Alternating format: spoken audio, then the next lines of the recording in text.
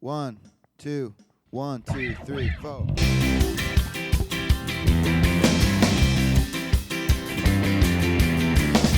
Hey everybody, it's Sam Jacobs. You're listening to the Sales Hacker Podcast. Today on the show, we've got Tom Martin, the Chief Revenue Officer of iCIMS. Incredible leader, 25-year veteran, 30-year veteran, I think even, has started at the bottom in research and development at Hewlett Packard back in the early 90s, and since then has done so many different things with HP, did so many great things with Symantec and Rackspace, and now, in addition to having worked at Nuance Communications, is leading a $250 million business as the Chief Revenue Officer at iCIMS. So a great conversation. Before we get to that conversation, we want to thank our two sponsors. The first sponsor is Sapr Consulting. Sales enablement is easy, right? All you have to do is create perfectly targeted content, stay informed on email best practices, drive more engagement quarter over quarter, spend less money, and do all of this with less time. Okay, it's not that easy. But Sapr Consulting has built Reggie with 1G to keep the promise of sales enablement alive and keep your team doing what they do best, which is winning. Reggie uses artificial intelligence to create entire outbound, inbound, and even follow-up sales campaigns faster. Using over 1 billion rows of performance data across 75 industries, Reggie uses your targeting to inform your campaigns, decreases the time your team spends creating campaigns, and because the campaigns are structured on email best practices, your campaign warm-up period will shrink the result, more sales meetings. That means more money. Start creating better sequences faster. Visit go.regie.io. Go.regie.io. Our second sponsor is Outreach, the #1 sales engagement platform. Outreach revolutionizes customer engagement by shifting away from siloed conversations to a more streamlined and customer-centric journey. They got the next generation of AI already built into the platform, and it allows you as a rep to deliver consistent, relevant, and responsible communication every time you press that send button for each prospect, enabling personalization at scale, previously unthinkable. So check them out, www.outreach.io. If you haven't joined the Revenue Collective yet, I would be remiss if I didn't say that we are doing some incredible things. You're listening to this in September. I think we just had our September offsite all and completely focused on explaining and exploring the diversity playbook, which I believe we just released. We're doing a million great things. We've got so many sub-communities. If you are, and this episode, by the way, listen to Tom's advice at the very end. He says, if you don't have mentors and you're not talking to people that you trust outside of your company, then your career is going to be limited. So that's an opportunity to think about going to revenuecollective.com and maybe thinking about apply now. We've got over 3,000 members, and so far, based on most of what people tell me, they're incredibly happy. We're helping them find their job, get better at their job, explore new career opportunities, and plug in to a caring, compassionate, ethical, driven community that's going to help you take your career where you want it to go. So that's good, isn't it? I think so. Without further ado, let us listen to Tom Martin. Hey everybody, it's Sam Jacobs. Welcome to the Sales Hacker Podcast. Today on the show, we're incredibly honored and excited to have the CRO of iCIMS, which is hopefully a company that you know about in the human capital space. But it's Tom Martin, and Tom has more than 25 years of experience in the technology, hardware, and software businesses. He has an extensive background overseeing large and small global teams in sales and operations, along with a proven track record of generating revenue growth. Prior to his CRO role at iCIMS, he's held senior leadership positions at several companies, including Hewlett Packard, Symantec, Rackspace, and Nuance Communications. He holds an MBA from the University of Oregon and a BA in Business Administration from Pacific University. He's also served in the U.S. Navy. Tom, welcome to the show. Thanks, Sam. Glad to be here. We're excited to have you. So the first place we like to start is what we call your baseball card, where we contextualize your expertise and your insights. So we know your name, Tom Martin. We know your title. Tell us a little bit about iCIMS as a company. Yeah, iCIMS is a company that's about 20 years old, and they've been in the HR space for quite a long time. I joined about a little over a year ago, but they've grown basically from zero to a $250 million company. And they've also gone through some transition where the original founder is now on the board, but no longer on the management team. And this company is really at the leading edge of how other companies find talent. So when you're looking for people in the market and you're trying to find the best candidate for your workforce, it's iCIMS who leads the pack today. In fact, the organization is roughly the size of its top 5 competitors combined. So Wow. we're in a very good space, and it's a very hot market, even now in the middle of a pandemic.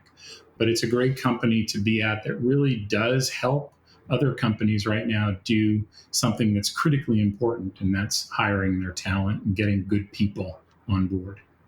Tell us about the size of your team and the functions within your team, because so many of our listeners are I'm sure going to be interested in what is the size and scope of a CRO for a $250 million business. So tell us about your team a little bit. Yeah, so it's funny because I'm on the 3rd CEO actually since I got here, and so there's always been some constant change. But what I would say is that when I started, I essentially had anybody that was touching a customer. So all of sales, all of service, all of operations, all of customer success. And since then, we've sort of broadened our leadership team, and we've brought in a COO. And so all of the service side of the business, as well as customer success, has moved in under her. And I have all of the sales and operations functions. It's about roughly 300 people versus when I started, which was about 500 people. But it's been a good move as we expand the leadership team so that we can get clear focus, and I get to zero in on driving growth for the business, and our COO gets to really zero in on driving our customer success, and they're essentially getting the delivery of our promise. Yeah, that makes a lot of sense. Well, the place we like to start is often at the beginning. We can go back as far as you feel comfortable, but I think so many of our listeners are interested in understanding how one gets to be the chief revenue officer of a company like iCIMS and gets some of those senior leadership positions that you've held. So walk us through it. How'd you get into sales? What was the journey that led you to this point? Yeah, so probably dating myself a bit. In the early 90s, I started working for Hewlett Packard, which I'm sure everybody's familiar with the brand. And they actually taught me pretty much everything I know from a basics perspective. I was there for 23 years. I started in manufacturing and research and development, and then very quickly realized that that was a lot harder and less fun than the marketing organization. And so I found my way into the marketing organization a few years after I started there. And from there on, I launched, did several marketing roles and then launched into sales. Really did retail sales back then. So this was back before there was ever a Walmart or a Staples. Big box retail didn't really exist, but it was on the verge of becoming.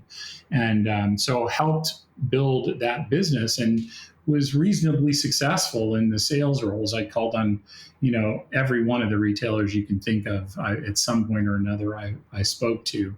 But that's how I started my career in sales. I moved, several years later into the B2B space and did quite a lot there, and then was asked by the company to come back into the BU, in the business unit, and run the business unit for what you would consider our supplies organization, or HP supplies organization. So think about cartridges, toner cartridges, ink cartridges in your printers.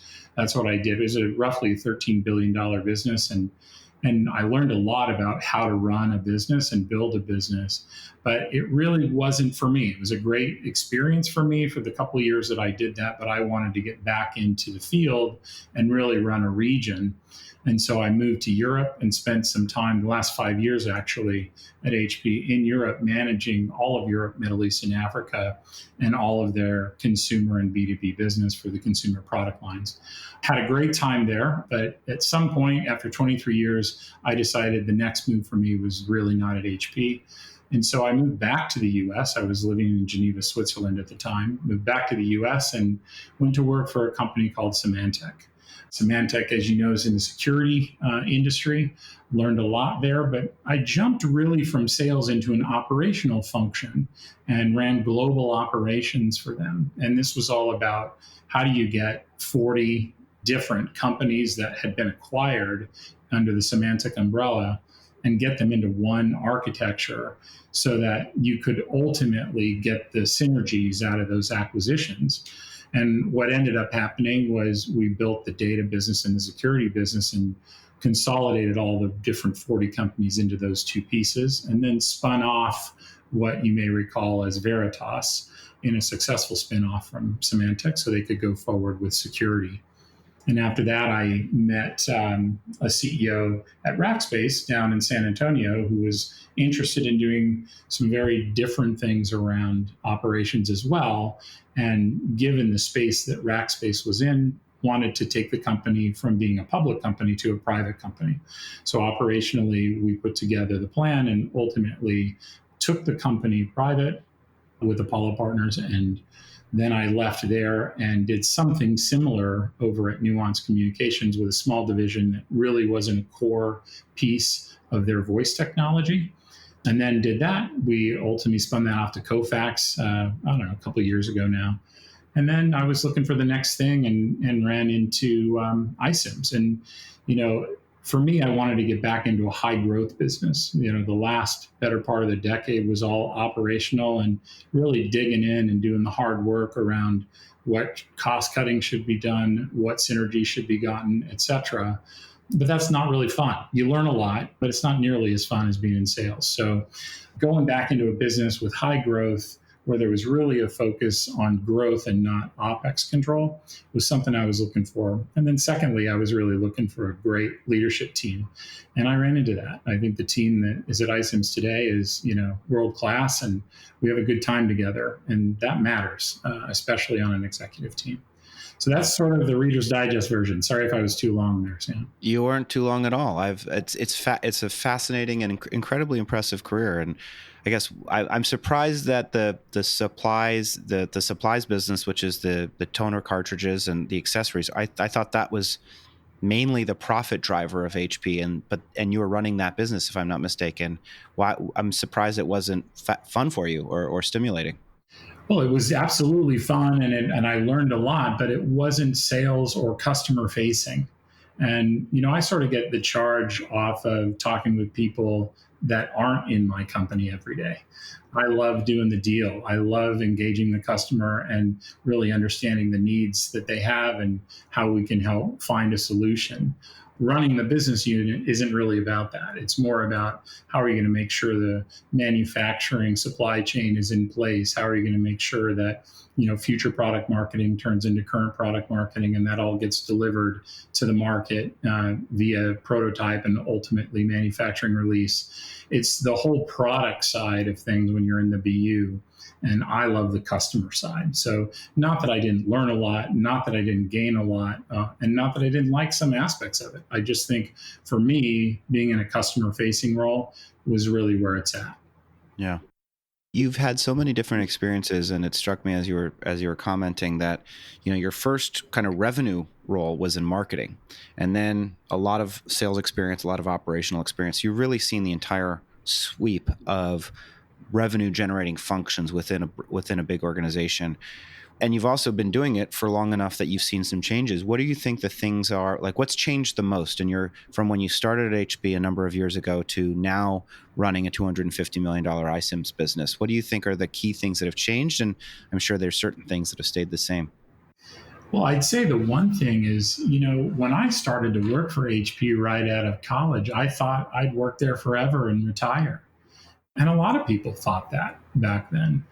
And now you see people moving companies all the time. The market moves at a completely different pace. And, I don't think hardly anyone is counting on a company to, take them from the beginning through to retirement anymore. So that's one significant change.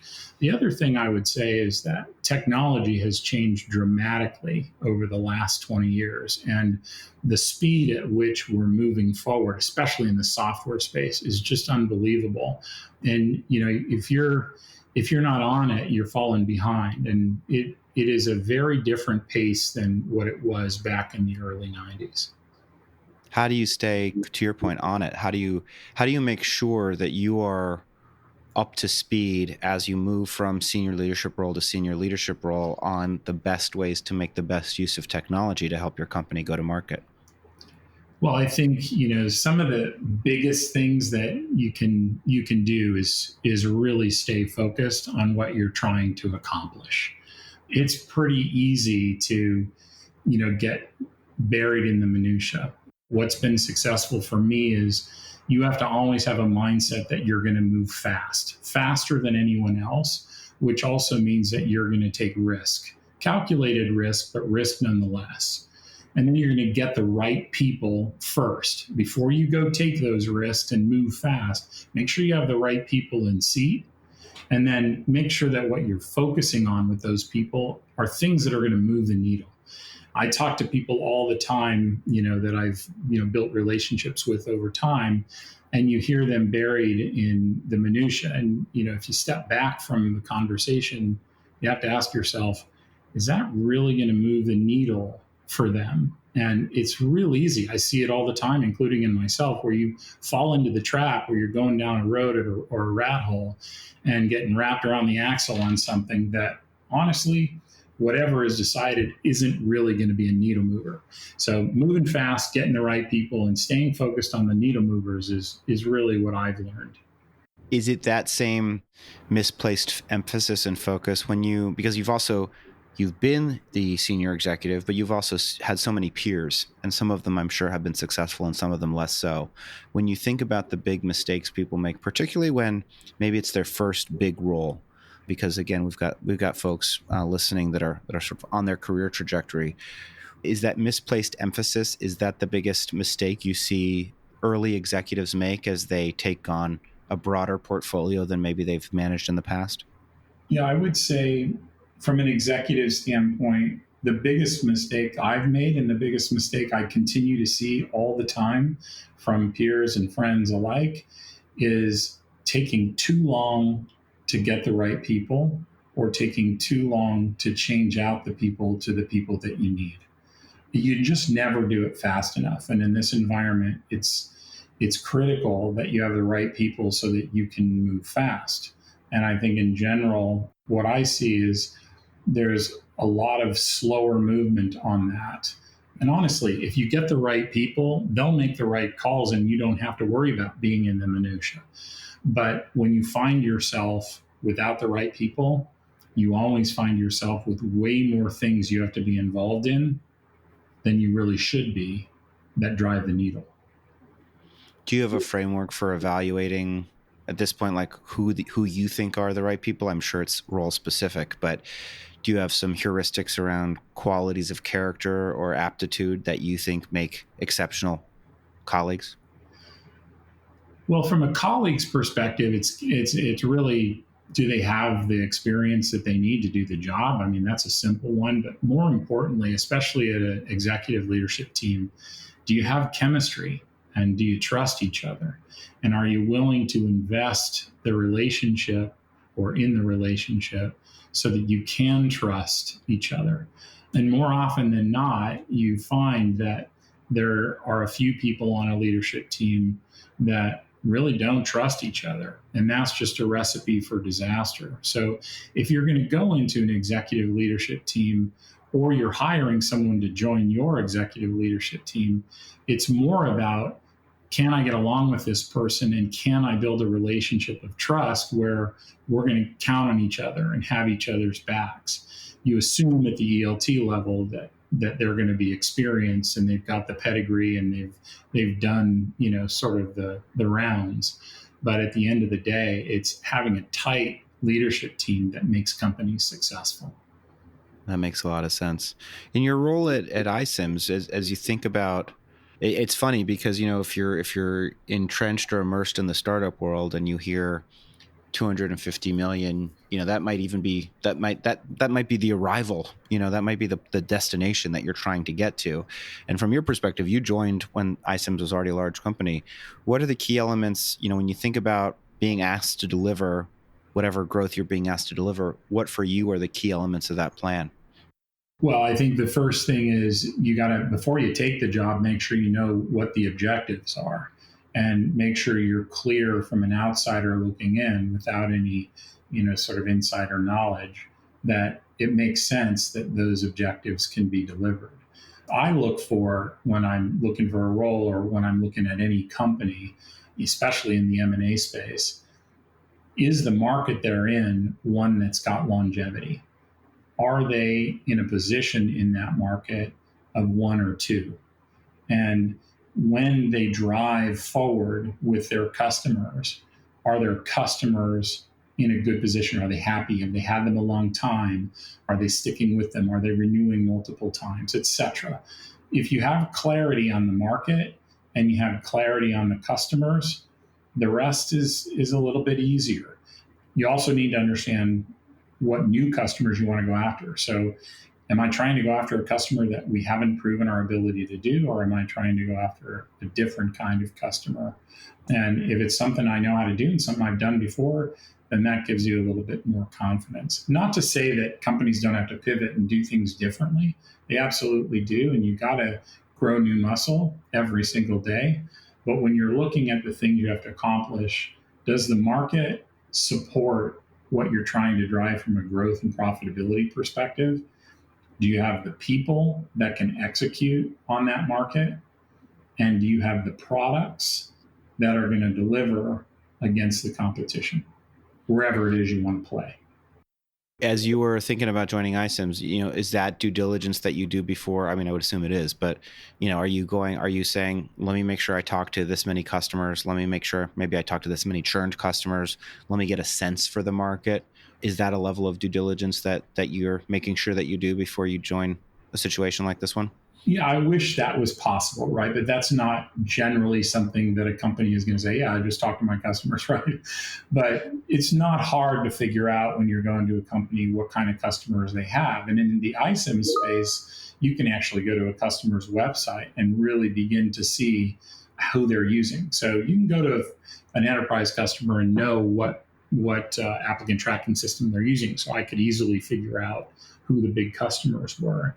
And you can take a look at that implementation and determine, based on the experience you're seeing on their site, whether they're a long-term customer and they've done well. I mean, this stuff grows over time. They get better and better at it. So that's kind of how I did my research, but it's certainly not as easy as saying, hey, Mr. CEO, will you let me talk to your customers?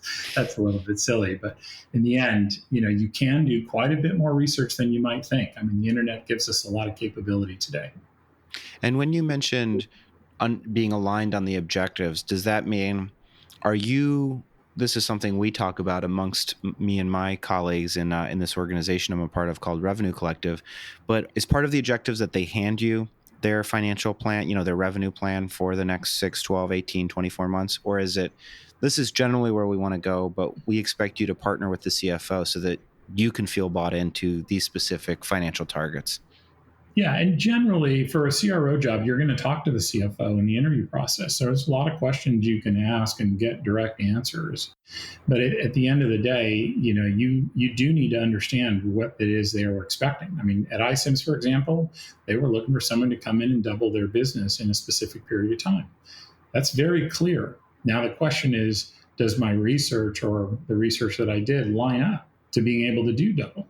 And if I ask the right questions in the interview process, is there any history over the last several years that suggests that this would just be continued trajectory, or we'd be radically increasing the trajectory to make this target? And those were the kinds of things that I asked in the process. Makes a lot of sense. So you mentioned you've been there about a year and we're 6 months into a unique circumstance. What's it been like for you? And also you mentioned, did I hear that correctly, that in the time that you've been there, you're on your third CEO? Is that right? Yeah. So the founder was here when I joined, and there was a transition to a new CEO, and our president sort of was acting, and then we got the new CEO right before the pandemic, actually, and so here we are. But it's been an interesting journey from a management perspective, but I don't think in my 30 years or so of career I've ever seen anything like this pandemic. But what I will say is that the leadership team got together and said, immediately when we saw that this was going to impact us, we need to make a plan. And we did. We basically sat down and figured out what were the key things we had to get done and how could we position ourselves to weather the storm and weather the storm for a long time, right? It's not like we're going to have a vaccine tomorrow. And I think that sort of speed with which the leadership team got together, made those hard decisions and built that plan and then executed on is what's put us in the position we're in today. And I think we're very healthy. I mean, we continue to grow at double digit year to date, which there's, not very many companies in the current environment that can say that. And we continue to drive success in our selling and service organizations. How have you changed your? I imagine you have, but how have you changed your messaging? How have you changed your go-to-market strategy? How is the team, your specific team, how have you evolved them to make sure that, to your point, that you're driving continued growth? Yeah, well, one of the things we did is we looked at some industry data and we lined up our existing customers against that data and said, who are sort of the high, medium, and low risk to COVID kind of customers that we have in our installed base, and who are the high, medium, and low risk in our prospect customer list that we're trying to go after. And recognizing on the customer base, those customers were already customers, but knowing they were about to go through a difficult time, we doubled down on our coverage with our existing customers, and our focus on existing customer growth was really around those customers where we knew that there was growth still to be had. I mean, good examples are large companies that are in the entertainment space, television, those kinds of things. Those customers are thriving right now. Customers that are in the communication space are thriving. And we zeroed in on them for our customer growth, but we doubled down on our resources on that customer side of our business, to actually the detriment of our hunter side of the business, the prospect side. We knew that it was going to be harder for people to sign deals right now because there's just so much influx and pick a new partner. So let's put those people on our existing customers and make sure we take care of them really well in the short term until we can get through this and have better line of sight. And then on the prospect side, we really focused in with the sales organization on those industries where we thought there was growth because of this pandemic. I mean, every economic issue has winners, and that's no exception here. There are plenty of places that are doing really fantastic right now.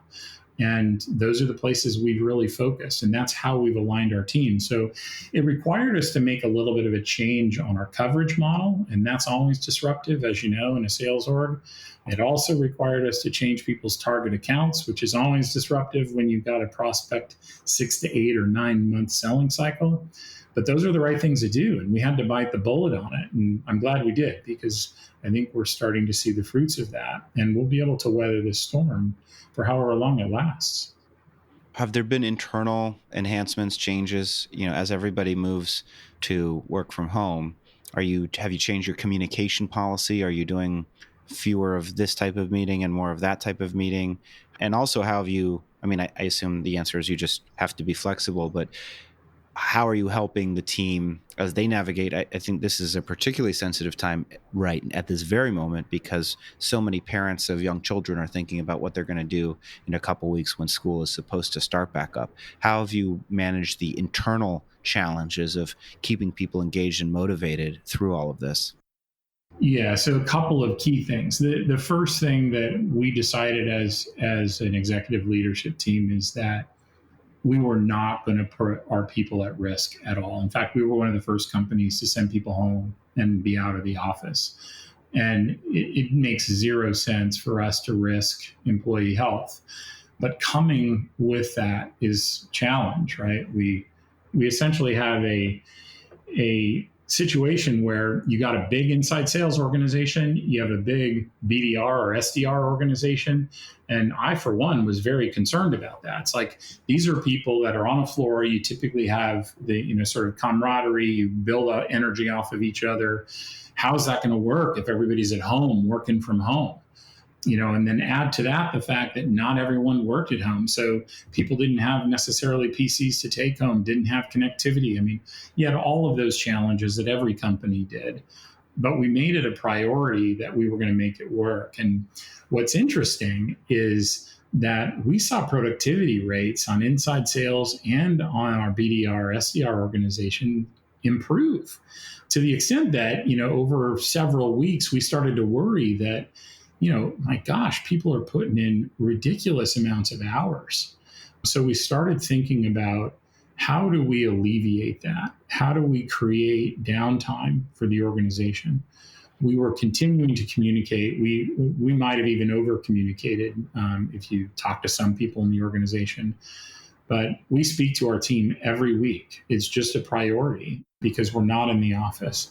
So we have scheduled calls that make that happen, update people on where things are headed, and we continue that. But as we saw the amount of work people were doing from home and the amount of hours they were putting in, we also started thinking about how we make sure people can get downtime, how we make sure people can get some rest. So what we've done is we've actually taken a lot more days and called them holidays. Just like everyone's off on Friday this week, and we created extra holidays so that we can create that downtime for people, knowing that everybody's really on because you're literally steps from your office in every case. Yeah, that's admirable, and I think you're right. I think there have been a bunch of studies actually that have come out that said people are working significantly more than they were previously, just because, to your point, the work environment is 3 steps away from wherever they are at any point. So, Tom, we're almost we're coming to the end of our time together, but as I sort of alluded to at the beginning, there's so many folks that want to follow in your footsteps and want to achieve what you've achieved. What's your advice? What's your advice to the point, to the young SDR, BDR, the person just starting in their career, trying to figure out how they stitch together a 20, 30-year career that's going to be as fulfilling and as interesting and take them all over the world as yours has done?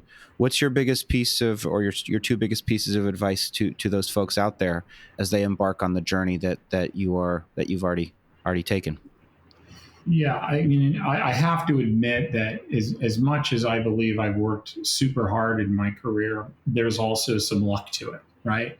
But part of that luck comes to you if you're doing what you love.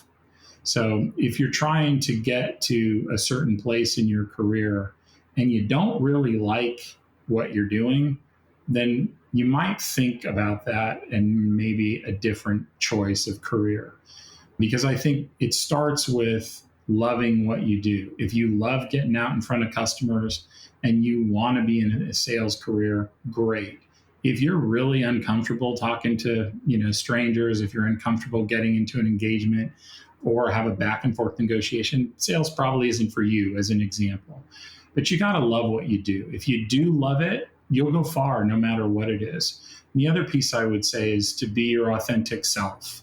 Try not to be someone you're not, because you won't always be right. You just need to be who you are. And if you try to be something that you're not, people are going to notice. And that's also going to limit your longevity in whatever career you're in or whatever role you're in my opinion. And then the last thing, which, sort of goes without saying, is work damn hard, harder than anyone else. If you do those 3 things, I think you'll find success no matter where you are. If you're someone listening and you hear this conversation say, be your authentic self, what if they say, I don't know who my authentic self is yet? Any advice for how to discover that? Yeah, that's an interesting question. As I think about my life and my career, it's funny. At 18, you're kind of one person. At 21, you're completely different. By 25, you're different. And then the year gaps, get a little bigger. You don't really change significantly until you're 30, and most of your 30s, you're the same. What I would say to people is roll with it. If it feels like that's who you are, then that's who you are. It's often, don't misconstrue being your authentic self with finding the right career. They're different things, right? Being who you are and acting as you feel comfortable acting and allowing the diversity that you bring to the table to play out for wherever you're working and with whatever teams you're engaged with is critical. As I think about building teams, the more diverse they are, the better. So be yourself. Don't try to be the other guy or gal, or don't think that you have to be more like this person or that person. Certainly think about delivering more and better results like other people maybe are, but don't try to be someone that you're not. I love it. Tom, the last part of our conversation is where we like to pay it forward a little bit. We like to hear who's influenced you. It could be great books that you think have really had an impact on you. It could be bosses that you've had, or founders or CEOs or investors or important people in your life that really shaped you that you think we should know about. When I frame it in that way, what comes to mind in terms of great ideas that have inspired you or great people that have pushed you to be where you are? Yeah, I would. So, first of all, a book everyone should read, especially if you're in sales, is Death by Meeting. It's actually a pretty good read. It's a fable kind of story, but it's written by Patrick Lencioni, and I would recommend everyone read that, because today more than ever, we are in the world of death by meeting, and this gives a good angle on it. And I think it's worth the read if you're interested in being in sales or you already are in sales. And then I would say, in terms of how you develop yourself going forward, make sure you pick the people that you really look up to and build a relationship with them. It doesn't always work, but pick somebody that you say, geez, I'd really like to be like them, or I'd like to be in the job they're in, not becoming that person. You still got to be your authentic self, but that's kind of a role I'd like to be in. I'd like to know and have the kind of knowledge that person has, and engage them to help you in a mentorship. I would say in my career, I've had 3 or 4 people that I still stay connected with even after 20 years. And they make a big difference to where you are in the moment, because they're people you can talk to that don't have skin in the game in your current company, and they don't really know what's going on. They're only there to support you. And you've got to build that network of people that you can work with that aren't buried in the minutia of what you do in your current company every day, and foster those relationships over time. I've had a couple of them in my career, and I continue to stay engaged. When something I'm struggling with personally or professionally, I call them and I talk to them about it. And it gives me a sounding board and a safe place for me to talk about a serious issue that I might be dealing with and not feel comfortable talking with someone else on the team at iCIMS, for example. But building those relationships and fostering those relationships so you hear what they're thinking, what they're seeing, what they're dealing with, and you can share the same thing on your side is critical. Plus, it keeps you in touch outside of your company. Building that network outside of your company is critical. Often we find ourselves only knowing people in our company, and our network outside our company has gotten slim or none. Too many people I've talked to have said that, and fostering that external network is pretty critical in my mind. Well, my mind too, since I run a company focused on exactly that. So wise words from my perspective. If people are listening and they're inspired, or maybe they want to work at iCIMS or they want to reach out, what's the best way for them to reach out to you if you're open to that? Is it a LinkedIn? Is it email? How would you prefer listeners respond? Yeah, if you're interested in working at iCIMS, you should go to the iCIMS website. But if you're interested in being in sales at iCIMS and you think you have what it takes and you've got the grit and you want to make it happen, I'm always looking for good salespeople. So reach out to me on LinkedIn. You can reach out to me at tom.martin@icims.com. I'd love to hear from people that think that they are great salespeople and want to deliver for a company like iCIMS. It's very rare to find those kinds of people. The more outgoing you are and the more assertive you are, the more I'm probably going to enjoy talking to you. Wonderful. Tom, thanks so much for being on the show today, and we'll talk to you on Friday for Friday Fundamentals. Absolutely. Thanks for having me, Sam.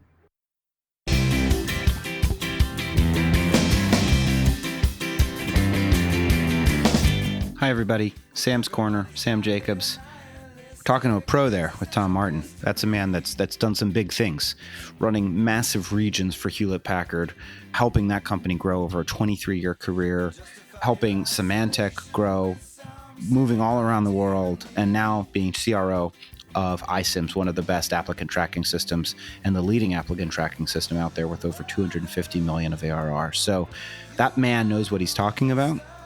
And I think, some of the things that really stuck with me are sort of, a little bit at the end. I mean, the first thing is really making sure that you are following your authentic self, that you really understand. Now, the thing that Tom did not talk about was, or not deeply, but how do you discover your authentic self? And that's something that I think bears some consideration. And I think one of the things that you might consider doing is getting a coach. That's something that changed my personal life. I was leaving the Muse. That was when I hired my first coach. And this guy, Jim Rosen, just really helped me think through why am I here? What do I stand for? And I'd always thought that, what I stood for was just making more money. And I just want to be rich. And that's not enough. That's not sufficient. Money is the output of you doing something that you love, which again, Tom talks about.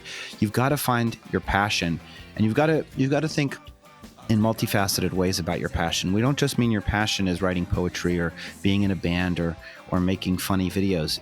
If that can help you earn a living, then maybe that is your passion. But there are ways of finding passion within the context of serving other people, which is working at a company using the regulated capitalism that we celebrate here in the United States. So the point is, you can find your passion working at a company, working in sales, working in marketing, working in a traditional function, but you've got to be thinking about it coherently and clearly, and maybe it bears using a coach to do that. The other part of Tom's advice is really, listen, make sure that you're building your mentors.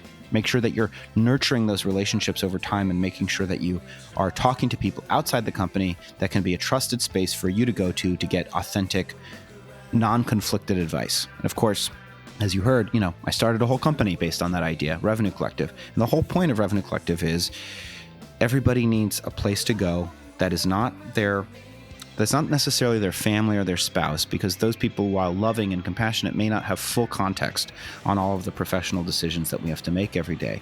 So everybody needs a place to go where they can think and talk and share and get support. And we've as somebody that I spoke to today, we've productized that idea through the concept of Revenue Collective, and we help people manage and navigate their career by providing them ongoing and recurring access to both experts and also the productizing the insights that experts produce, such as benchmarking data, such as content, webinars, events, things like that. So at any rate, find your tribe is something that I feel very passionately about, that Tom also encouraged. And also create a system for discovering your passion is something to take with us from this conversation, from somebody that's been there, done that, with roles across marketing, operations, revenue, the whole bit.